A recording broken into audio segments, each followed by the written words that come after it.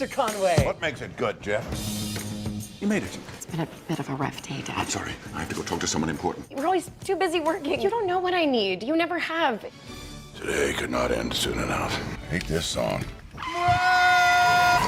Merry Christmas, Brian. Am I dead? Pretty much. Let me have a second chance. I'll give you 12 days to get it right.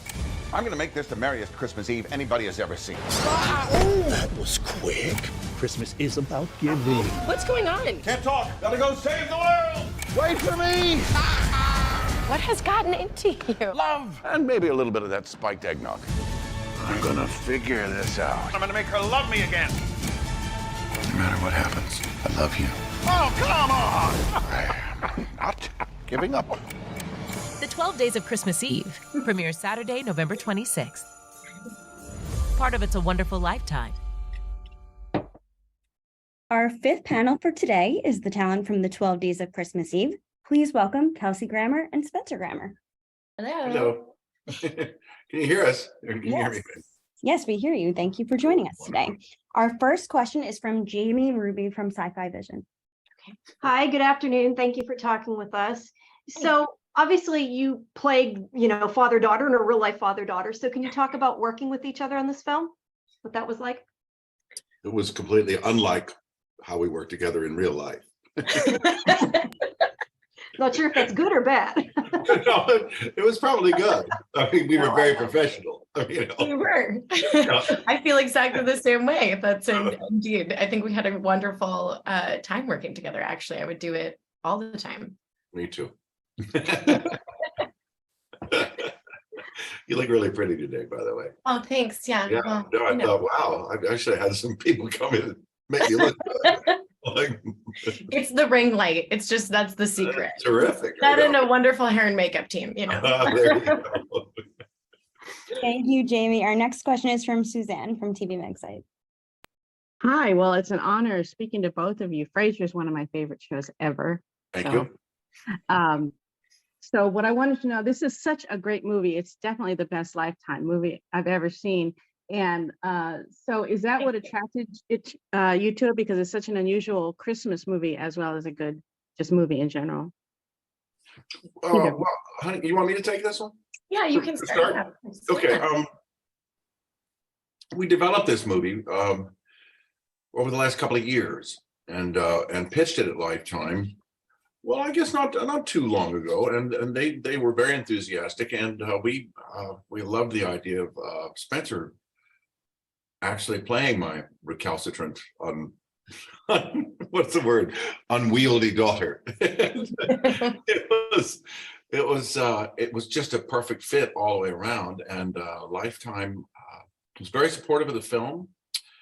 They kind of greenlit and off we went to the races. I mean, the script was in about a month and a half, I think. And then it was like, oh, by the way, my daughter should play my daughter. And everybody was, will she say yes? And I spoke to her and said, I think you should really give it some thought because I wasn't sure. And then it was an ideal experience. I mean, we shot the movie in 3 weeks basically and had the most lovely time. And yeah. It was just like love's supposed to be. No, it was really I mean the idea of being able to play my dad's daughter in a film has always been a dream of mine. And also being able to do a holiday movie together, I feel like was really, really special and unique. It's the first holiday movie I've done. Hopefully I'll do many more. But to be able to work with my father, who is such a legend and such an incredible comedian and talented actor, was really an honor. So we had a great time, honestly. So much fun. It was really great. Yeah, we got a little something cooking for Spence actually next year. See how it goes. Well, it was wonderful. It made me laugh and it made me cry. It was really good. Thank you. Kind words indeed. Thank you. That's the whole idea. Thank you so much, Suzanne. Our next question is from Monica Gleberman. Hi, you guys. Thank you guys so much for joining us today. This movie is so good. I was also like emotional, like happy, sad. It was just fantastic. I wanted to ask both of you, this movie, like someone else had said, is so different. And I wanted to ask both of you, Kelsey, for you, it's kind of like a mix of your character between comedy, but also like next level, like National Lampoon's kind of comedy. And then also There's a couple of moments. artful. Yeah, like it's so like cute. So what was that like for you as an actor to like prep and prepare for that? And then Spencer, for you entering kind of the Christmas holiday world and for this movie to be like so good, for you, were you nervous because Christmas movies are so, you know, beloved when they come out? So what was it like for you kind of entering that? I'll let Kelsey answer his question. Oh, thank you. Thank you, Yeah, Spencer. of course. All right. Now I forget my question. What was I to prepare? Oh gosh, you know what?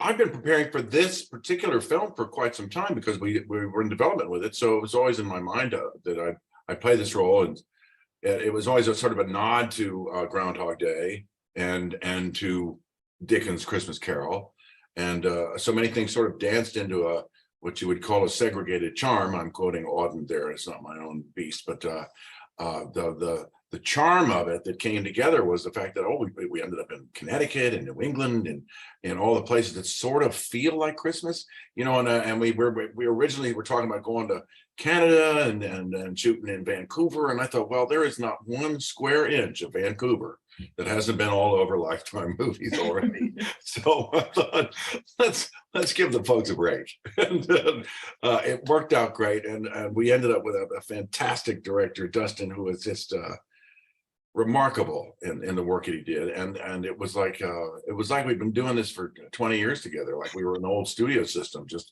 Spence and me, and boom, we do father-daughter movies, and we'll be done with this one in 15 days. It was actually. So, yeah, so preparation, I don't really know if there really was any. It was just sort of hit the ground and and just make yourself open to it, and it was a lovely time. I in terms of the preparing myself for doing a Christmas movie, or especially one on Lifetime, I really couldn't have asked for a better film, a better story, and to be doing the movie with my actual father. And like he said, I think the place lended itself, shooting in Mystic, Connecticut was just truly lovely, spectacular. And it felt Christmassy, even though it was, September. But I've always loved Christmas. I've always loved, getting family together and watching movies. That's why I got into storytelling anyway. And to be a part of that is really magical. And it's really, truly magical to spend it with and share it with my actual father. And honestly, it did feel like an old studio system. I don't know if it's because I spent so much time on set with my dad, watching him work, that he's truly influenced the kind of actress that I am, the kind of way that I work. And I've had so much time working in that capacity. It just felt very natural and so easy. I would do it anytime, honestly. I was like, I'll do 100 Christmas movies. I would love to do this. And it was, and honestly, I felt similarly. There were times where we could be very funny, and then there were also times that were very heartfelt for me. And it was, as we had said before we worked on the project, that in some ways it's also healing for both of us too, to get to do these things in real life. Everyone wants to get a second chance at life, or a second chance at doing the right thing. And I kind of felt like we actually got to do that. Yeah. Thank you guys so much. It's such a beautiful movie, and you both are so fantastic. I'm looking forward to another one. I'm crossing my fingers. Thank you guys. Appreciate it. Thank you so much, Monica. Our next question is from Mike Hughes. Yeah, this kind of follows up on when she said it felt so healing. I was wondering if any parts of this were kind of autobiographical in any way. Both Kelsey, it'd be understandable. You were so busy if there were times when you didn't pay enough attention to your kids. I wonder if that was true. And also Spencer, the character, very believingly, really gives her dad holy hell sometimes. Really I was wondering if that is a trait that you've tended to have over the years. But first of all, Kelsey, and then Spencer. Okay, now I've done it again. I've forgotten the question. If you might have, pardon, go ahead. If you might have sometimes not paid enough attention to your kids. Oh gosh, it's so difficult. I mean, there were certainly times in my life I was going through quite a few things during that time. But Spence was always, in the early years, front and center of everything I ever did. She went everywhere with me when she was from about 3 months to 3 years. I don't think I missed a day with her. But then success and divorce courts and all kinds of nonsense, sort of invades your life. And this precious bond that I had with my little girl was rent apart by, powers that be, by things that happen. People lay on, make assumptions. They attach themselves to whatever success you may have. I mean, nobody ever cared until I got on a television show, and suddenly there they were. Yeah. It's all right. I don't blame them. Yeah, Spence, did you feel that rent when it was slipped, and what got you guys back together again then? I mean, it was always a part of my father's life. It's just, I think when you're a child of divorce, you are kind of put in between two different worlds, and and a lot of that stuff is at the mercy of the court and timing and stuff. But I was definitely taken. I mean, I've always been brought around to all of the things growing up, whether it was work or leisure or travel. That was definitely, it's something I also do with my son if I can.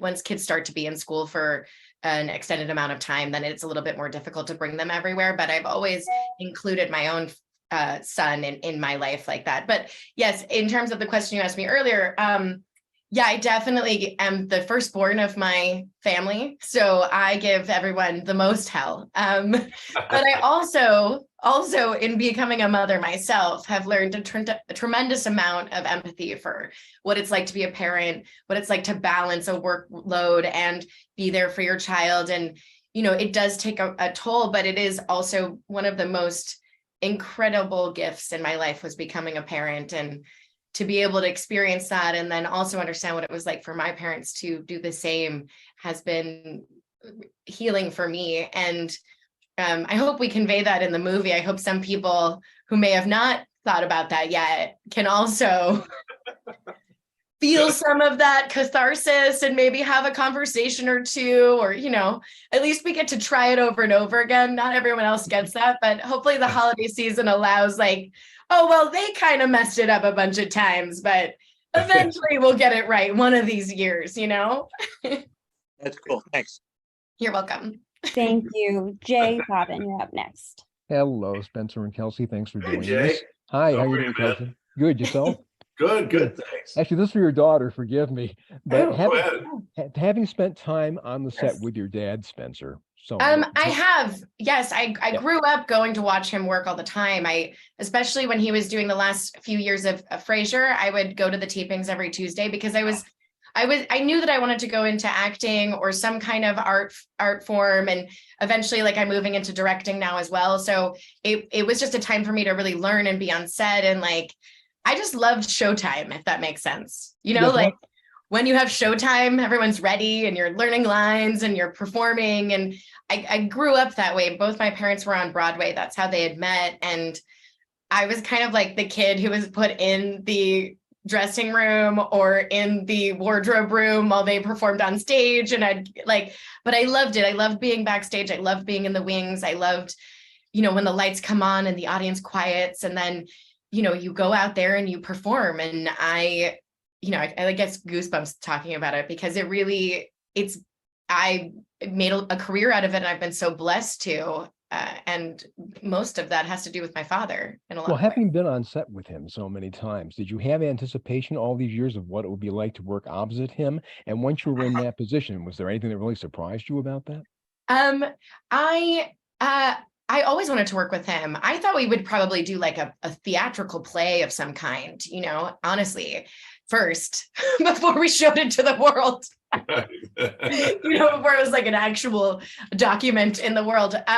But yes, of course I did. And I learned from him. I mean, some of my comedic timing and some of my ideas have come from him passed down through other comedians who were predecessors as well. I think, we talk about, Jack Benny and a lot of vaudevillian performers as well, I think were things. And for me, Lucille Ball 100% was somebody who definitely influenced some of my comedy. I mean, all that physicality and just her heightened sense and, waiting in the pauses of things. Those were things that I really learned from Kelsey too. Thank you. You're welcome. Thank you. Thank you, Jay. Our next question is from So Unique Magazine. Hi guys, how are you? Great, Sorry. thanks. How are I'm you? trying to turn something off. It's not. That's okay, babe. Okay, I'm back. I'm back. Hi. Okay, so if you had 12 chances, let alone one chance, to redo something in your life, would you do it, or would you rather stay molded by the choices you've made?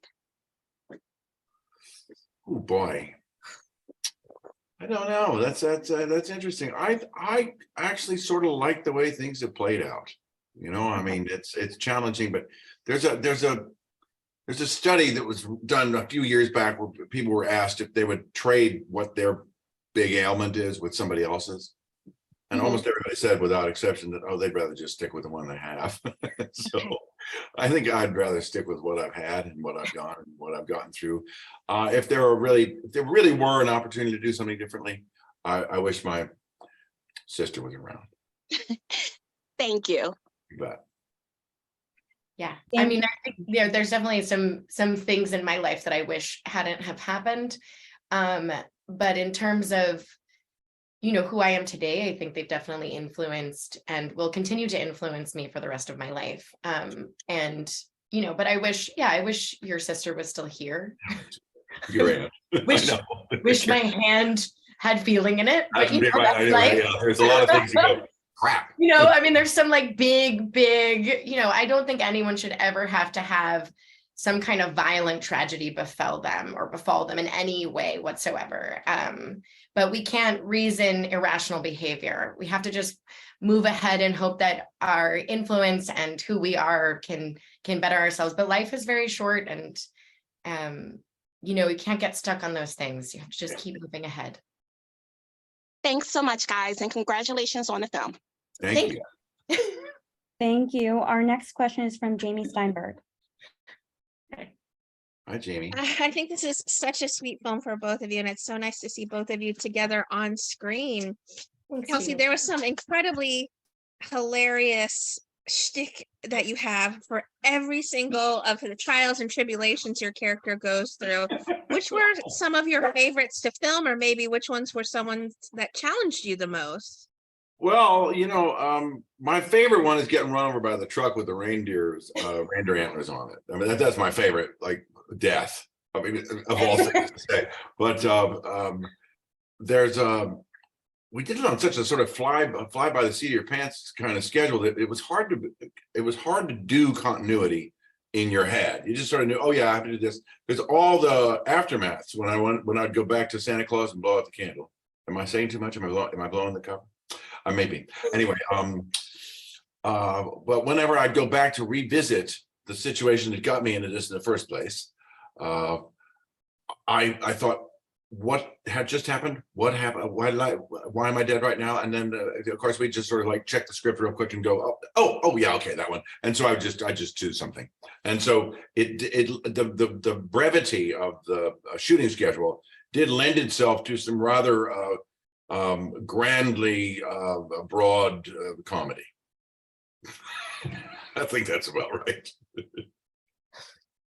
I think it would be hard to pick a favorite at that point. They were all probably so funny to film and hard not to laugh at post filming. Oh, yeah, thank you. Thank you so much. Our next question is from the Hollywood Times. Hi there. Thanks for joining. I saw the movie yesterday, and oh, it was amazing. You have to have tissue to watch your film. Oh, thank you. Thank you very much. I wanted to ask about how did you cast Santa Claus? We can't leave out Santa Claus. Well, he read and was sent in a tape, which is something I'm still sort of unfamiliar with in a weird way in terms of casting, but he did the nicest job. He was the more interesting of the bunch. You know, it wasn't like sort of just a pat general performance. He seemed to have some pliability, you know, and what was funny was what turned out to be a great choice was when we first started shooting, we shot everything. Santa Claus was all shot in one day. His ability to take a note. We shot like half a scene, and then I started to think, oh my goodness, Santa has a plan, and this guy needs to know that Santa has a plan.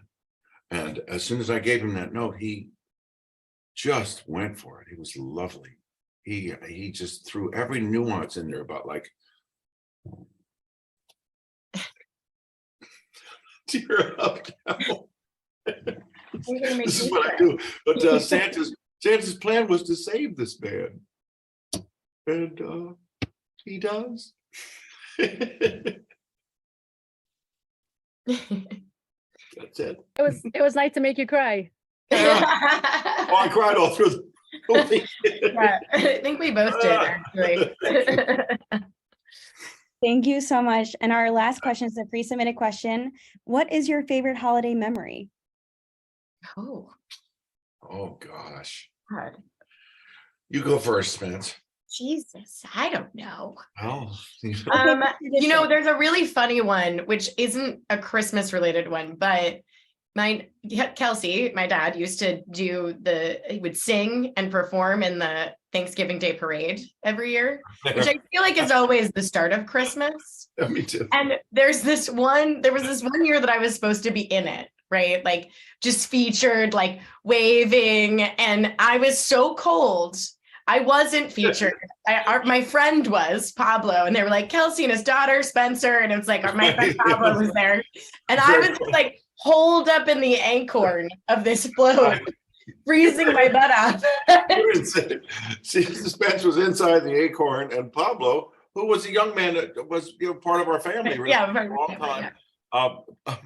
Pablo was standing right there, and there's Kelsey Grammer and his daughter Spencer, and I was like, this was years and years and years ago.